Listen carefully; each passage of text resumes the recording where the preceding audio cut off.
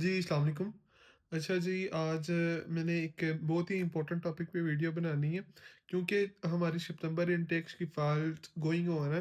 Last semester में भी हमें इस चीज़ का बहुत ज़्यादा बड़ा मसला eight the end of the time मतलब दरपेश हुआ था जब मतलब हमने वीज़ा वगैरह अप्लाई करना था।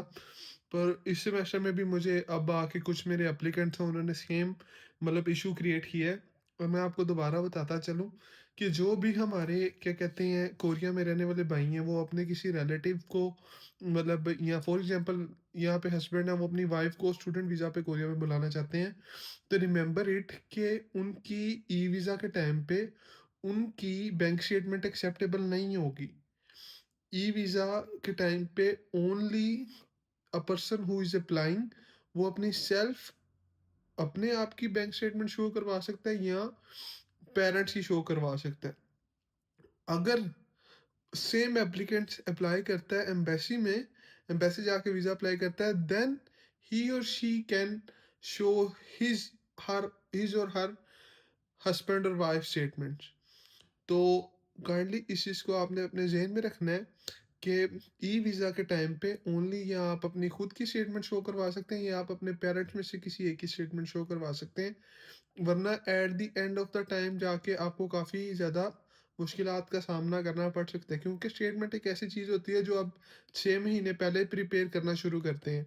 और अगर आपको एंड पे जाके पता चले जी ओहो! इस अकाउंट की तो बनानी नहीं थी या इस बंदे की तो बनानी नहीं थी, किसी और बंदे की बनानी थी, तो वो आपके लिए एक बहुत बड़ा मसला क्रिएट हो सकता है। मैं ज़्यादा स्टूडेंट्स को यही सजेस्ट करता हूँ कि अगर आप मतलब अप्लाई कर रहे हैं फॉर एग्ज़ाम्पल अगर तो आप अंडर ग्रेजुएट के लिए अप्लाई कर रहे हैं तो आप अपने पेरेंट्स में से किसी एक की बैंक स्टेटमेंट शो करवाएँ।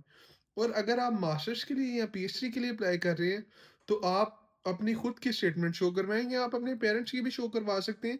उसमें कोई हर्ज नहीं है, but from the my point of view a, masters वालों के लिए खुद की स्टेटमेंट शो करवाना ज़्यादा बेनिफिशियल होता है और जो होते हैं अंडर ग्रेजुएट वाले उनके लिए पेरेंट्स की शो करवाना उनके लिए ज़्यादा बेनिफिशियरी होता है। तो काइंडली इस चीज़ को बात रखिएगा, कोशिश करें कि आप हस्बैंड की शो करवाएँ ही ना। बस उन्हें बता दें कि आपके हस्बैंड कोरिया में इस सर्टेन वीज़ा पे हैं, फॉर एग्ज़ाम्पल ई9, ई7 और उनका एआरसी कार्ड ज़ाहिर-सी बात है रिक्वायर होता है at the time of application. कोशिश करें उनकी स्टेटमेंट ना शो करवाएँ, ना कोरिया वाली उनकी चलेगी, ना उनकी पाकिस्तान वाली चलेगी। A person who is applying वो अपनी खुद की स्टेटमेंट प्रिपेयर करे और वो शो करवाए। इससे फ़ायदा ये होता है कि with in a short period of time आपका वीज़ा ईज़िली अप्रूव होके आ जाता है। अदरवाइज़ अगर आपका सेम सिनेरियो अब हर यूनिवर्सिटी ई-वीज़ा ऑफ़र नहीं करती। ऑन द अदर हैंड अगर आपका केस है आप फ़ाइल करना चाहते हैं एम्बेसी के अंदर, फिर भी इस चीज़ को ज़हन में रखना है कि आप अपनी या अपने पेरेंट्स में से किसी की शो करवाएँ, क्योंकि आपके हस्बैंड ऑलरेडी कोरियन हैं और उनका अकाउंट पाकिस्तान में रनिंग में है। तो इस चीज़ पे भी एम्बेसडर ऑब्जेक्शन लगा के आपके केस की रिफ्यूज़ल की वजह बना सकता है। तो काइंडली कोशिश करें कि हर सिनेरियो में अगर मास्टर्स के लिए अप्लाई कर रहे हैं तो खुद की स्टेटमेंट शो करवाइए, पेरेंट्स की भी करवा सकते हैं।